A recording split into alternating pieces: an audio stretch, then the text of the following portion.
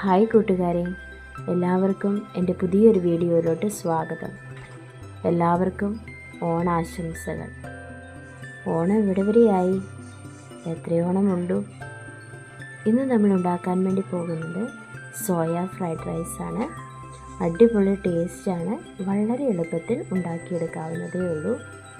RCMൽ നിന്ന് മേടിച്ചിട്ടുള്ള സോയാബീനാണ്. അരമണിക്കൂർ വെള്ളത്തിൽ കുതിർത്ത് വയ്ക്കാം. ആവശ്യമായിട്ടുള്ള ഫ്രൈഡ് റൈസ് ഉണ്ടാക്കാൻ വേണ്ട വെള്ളം തിളപ്പിച്ചെടുക്കാം. ഫ്രൈഡ് റൈസ് ഉണ്ടാക്കാനുള്ള പാത്രം വെച്ച് 1/4 ടേബിൾ സ്പൂൺ ഡാൽഡയും 1/4 ടേബിൾ സ്പൂൺ നെയ്യും ചേർത്ത് കൊടുക്കാം.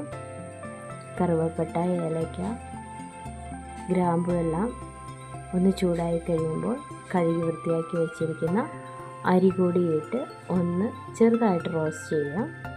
തിളപ്പിച്ച് വെച്ചിരിക്കുന്ന വെള്ളവും ഒഴിച്ച് ഉപ്പുമിട്ട് ഒരു പകുതി നാരങ്ങ പിഴിഞ്ഞൊഴിച്ച് അടച്ചു വെച്ച് വേവിക്കാം.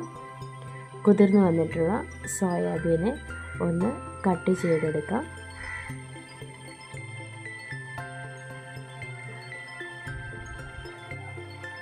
കട്ട് ചെയ്തെടുത്ത് 2 ടേബിൾ സ്പൂൺ മുളക് പൊടിയും 1/4 ടേബിൾ സ്പൂൺ മഞ്ഞൾപ്പൊടിയും 1 ടേബിൾ സ്പൂൺ കോൺഫ്ലവർ പൗഡറും ആവശ്യമായ ഉപ്പും ചേർത്ത് നന്നായിട്ടൊന്ന് മിക്സ് ചെയ്തെടുക്കാം.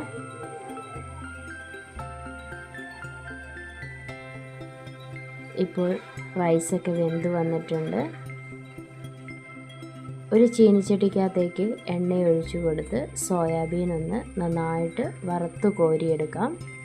ഇപ്പം നമ്മുടെ റൈസൊക്കെ വെന്ത് നല്ല പാകമായിട്ടുണ്ട്.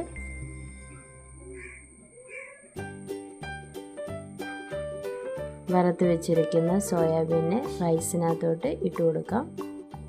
കുട്ടികൾക്കും മുതിർന്നവർക്കും എല്ലാം ഇഷ്ടപ്പെടുന്ന ഒരു ടേസ്റ്റാണ്. കറികളൊന്നും ഇല്ലാതെ തന്നെ അത്യാവശ്യം സാലഡും പപ്പടവും ഒക്കെ കൂട്ടി കഴിക്കാവുന്നതേ ഉള്ളൂ. എല്ലാവരും ഒന്ന് ട്രൈ ചെയ്യുക. എൻ്റെ ചാനൽ ആദ്യമായിട്ടാണ് കാണുന്നതെങ്കിൽ ഒന്ന് സബ്സ്ക്രൈബ് ചെയ്യാനും മടിക്കരുത് കേട്ടോ. അപ്പോൾ നമുക്ക് അടുത്ത വീഡിയോയിൽ കാണാം.